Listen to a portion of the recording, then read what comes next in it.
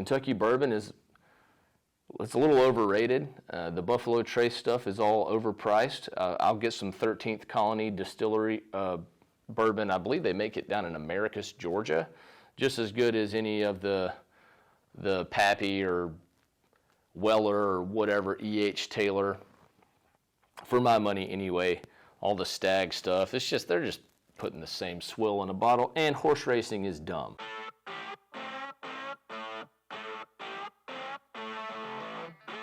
Just as predicted, Georgia is 5-0 in the month of September.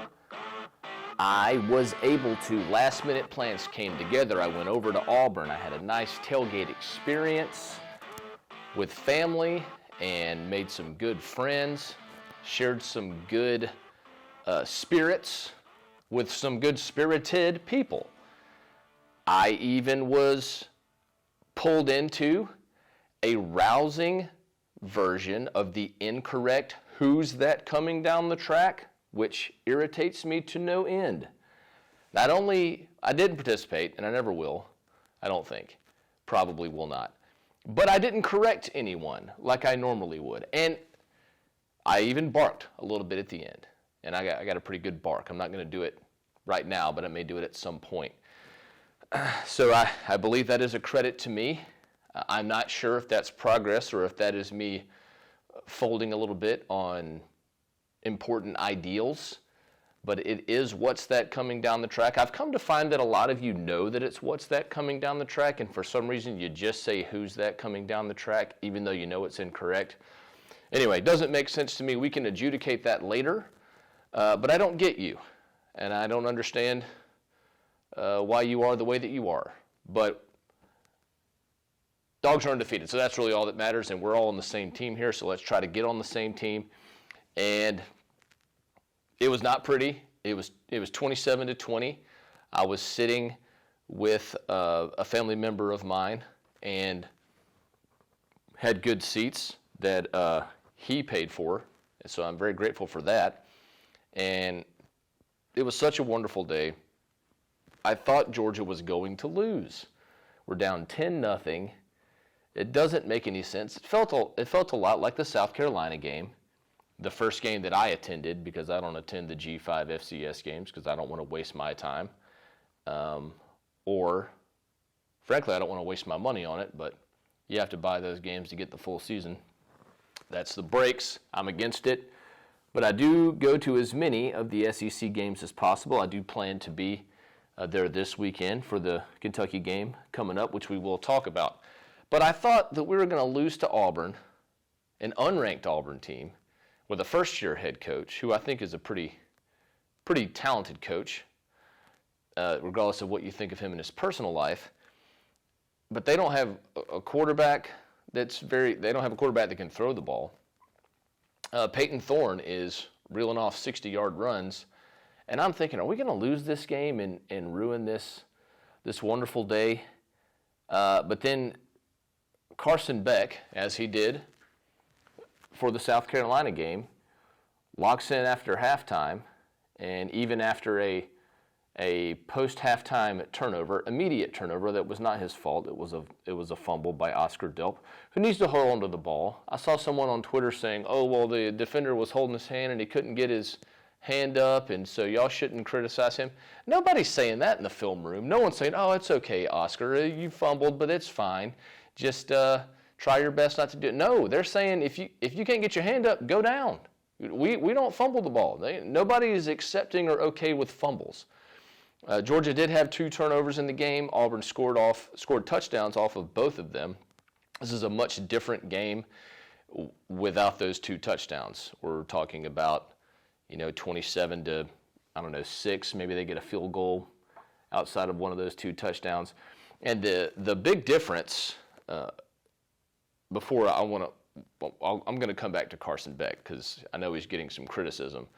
The difference between the South Carolina game and the Auburn game from this year to last year is with last year's defense, the Auburn game is probably a 27-3 game, maybe 27-0. I'm not sure that team could score on last year's Georgia defense or the 2021 defense. And the same for the South Carolina game. That's probably a 24, maybe Georgia even ends up getting a turnover. I mean, those defenses could score. So Georgia's defense not playing up to the standard that Georgia normally plays up to. Last year, Georgia as a team was top 5 in both scoring offense and scoring defense. This year, scoring offense, Georgia is 18th. And in scoring defense, they are 15th. So not terrible, but not nearly up to the standard. Last year, Georgia was number 1 in margin of victory.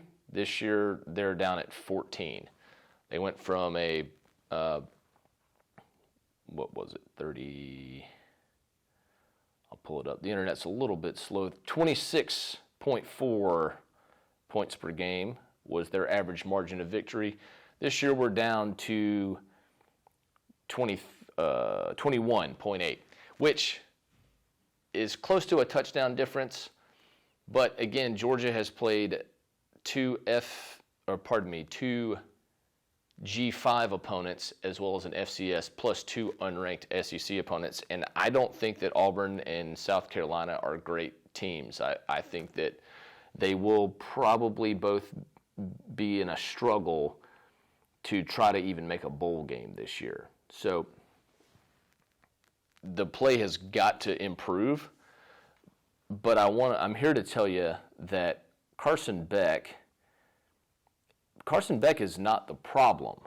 Now, my question about Carson Beck is, going forward, can he be the answer? Will the coaching staff, do they have confidence, whether it's Kirby Smart or Mike Bobo, will they allow him to be the answer? Carson is still sitting strong at number 5 in the conference in QBR. There's been some movement. Some have dropped behind him this past week. Some have jumped in front of him. Jaden Daniels obviously had a big game. Jalen Milroe is actually 4th, which kind of surprised me, but he's played a lot better since that Texas game.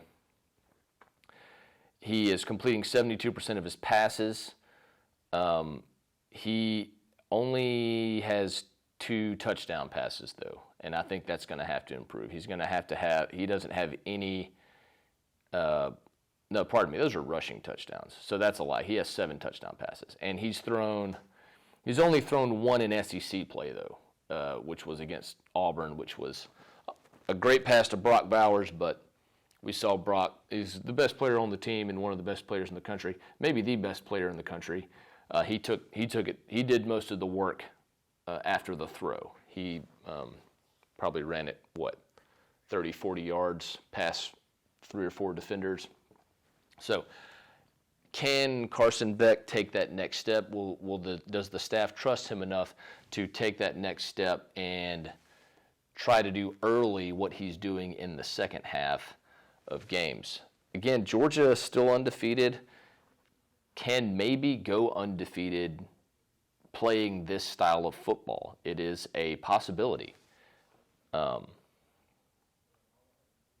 But, again, Beck not the problem. Can he be the answer?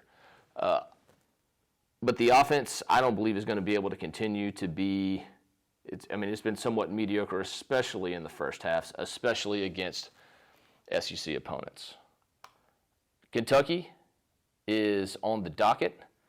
I do want to take a moment to encourage everyone to visit dawgscentral.com, which is what we will be putting this out on. It's on YouTube, but we will be releasing it on the Dawgs Central website. I may have inadvertently, without thinking, released some paywall content, injury reports last week. Was I threatened with physical violence by the Dawgs Central administration? I can neither confirm nor deny that, but what I will say is I encourage you, Graham Coffey writes 12 takeaways every Sunday, just whenever he has time to get it up, after every game. And the content and the depth of those breakdowns often will make you feel a lot better about the game that you watched. It'll explain the positives as well as the negatives and the stuff that Georgia does well and how it can improve. Graham does a great job with that, so I really encourage that. That's what hooks a lot of people into Dawgs Central. Again, that's Dawgs with an S, plural, D-A-W-G-S, the correct way to spell it, central.com.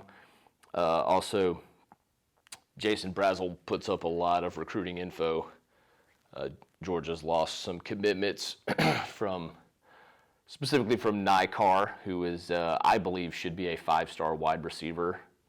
And the only reason that he's not a 5-star wide receiver right now is probably because he's not the biggest, doesn't have great size. But you're talking about the catches, man, just acrobatic. But he's decommitted, and they're cristobal him to Miami. So Dawgs Central has some info on who Georgia staff is targeting to try to replace him, and I'm certain that they'll probably still continue to recruit him and try to get him back into the fold. So we'll see how that plays out. But Kentucky is coming to town. Kentucky Twitter they're 5-0, so they're flexing their chest, and they're letting us know that there's really just one guy that I've seen, but he's carrying water for the whole program. Respect to him. Kentucky bourbon it's a little overrated. The Buffalo Trace stuff is all overpriced. I'll get some 13th Colony Distillery bourbon. I believe they make it down in Americus, Georgia, just as good as any of the Pappy or Weller or whatever, E.H. Taylor. For my money anyway, all the Stag stuff, they're just putting the same swill in a bottle, and horse racing is dumb. But Kentucky, undefeated, 5-0. They put it to Florida. I believe they had 200 yards rushing in the first half. Actually, Ray Davis had 200 yards rushing in the first half by himself. 33-14 over Florida. I don't think Florida is a great team. I do think that Georgia's schedule is shaping up to be highly favorable as we predicted. And as I was not able to predict, I think Georgia's going to need this schedule to be more favorable because we are not looking like the same team that we were in 2022. But Devin Leary has not looked the part thus far. I believe Georgia would have the edge when it comes to the quarterback position. Now, quarterbacks do not play against one another. Mark Stoops tries to limit possessions. He is going to try to run the football. It's going to be important for Georgia to stop the run and make Devin Leary try to throw the ball on them. And then we'll see if he can do that. I believe both teams will probably somewhat struggle to run the football. Dejon Edwards obviously was huge against Auburn. He had 76 yards, but he had the 2 touchdown runs. I think Dylan Bell, we may see him continue to get more carries.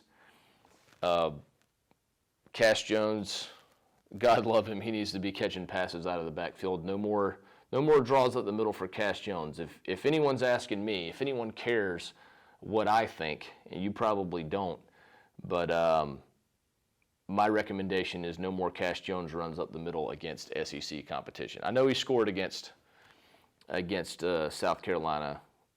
It was well blocked. That right side of the offensive line is not looking good. Ratledge and Truss just had a bad game against Auburn, and the left guard spot actually looked better when Micah Morris came in, so we'll see if he sticks there.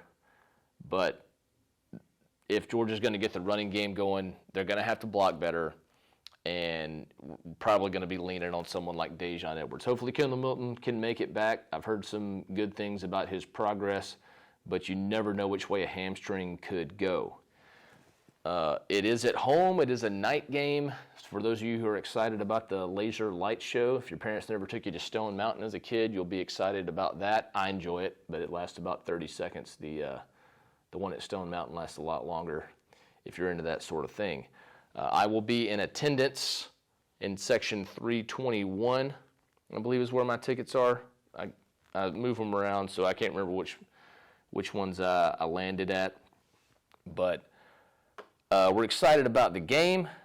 We are just hoping that guard play gets better, hoping that Georgia's got to start controlling line of scrimmages, scrimmage oxen. We'll see if they can do that, because they have not so far been controlling it consistently in a way that you would expect a Georgia team to do, especially when you're returning. I know Amarius Mims is out, but when you're returning the kind of talent up front from an offensive line that I believe was the best in college football. I know we lost Broderick Jones and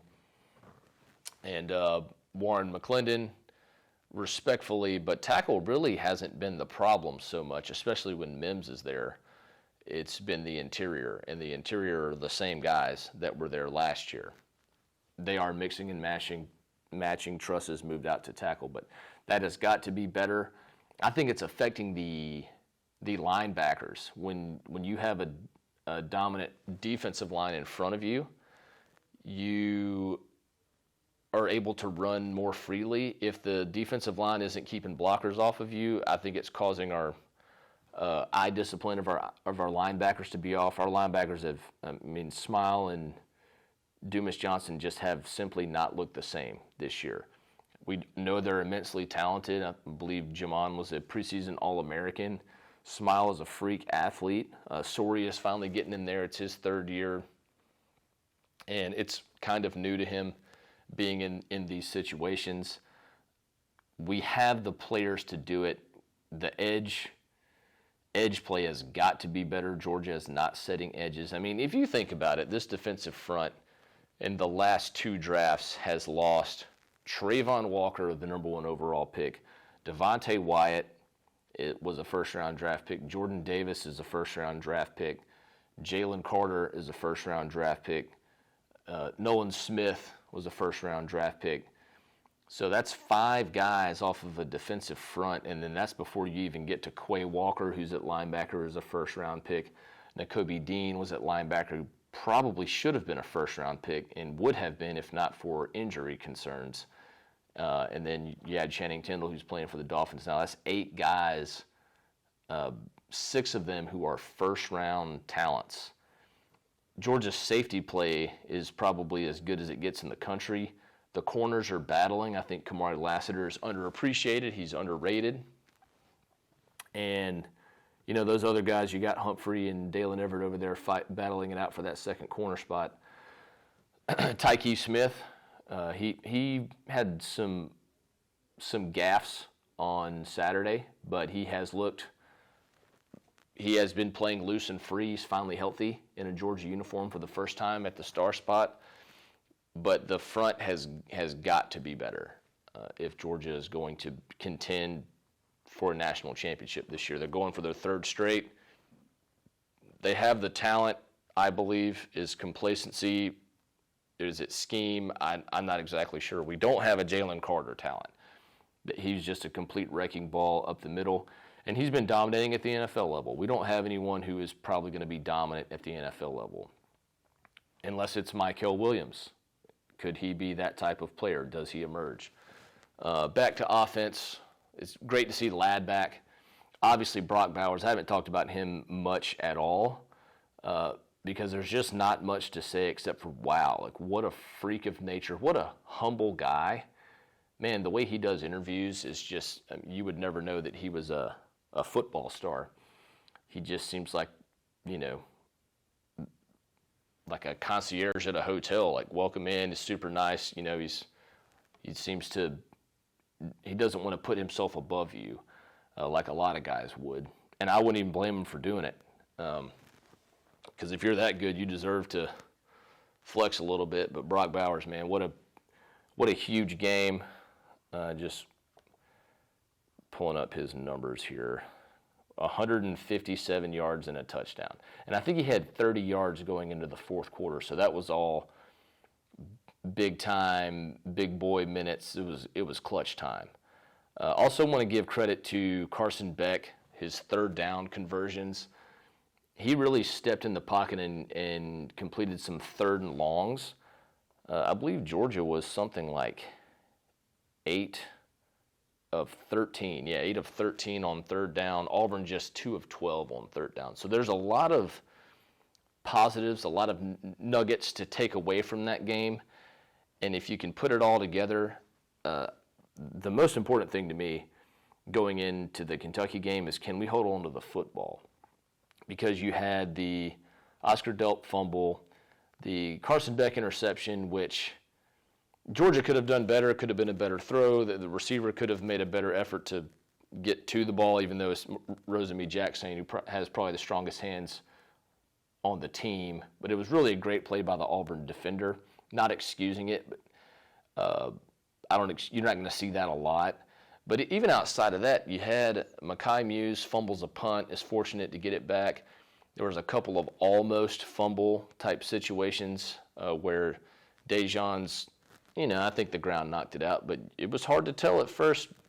Was his elbow down before the ball came out?